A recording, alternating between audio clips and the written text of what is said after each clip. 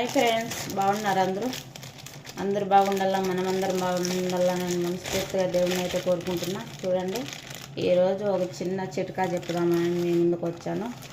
చూడండి, ఇది వచ్చేసి సోప్ అండి. సోపు, మనం తినే సోపు. చూడండి, ఒక కప్పు సోప్ తీసుకున్నా. ఎందుకంటే ఈ సోపు గ్యాస్ ట్రబుల్కు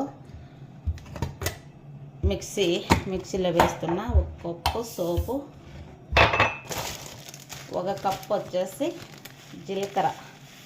గ్యాస్ ట్రబుల్ తగ్గుతుంది, మనకు పొట్ట కరుగుతుంది, అన్నింటికి మంచిదండి.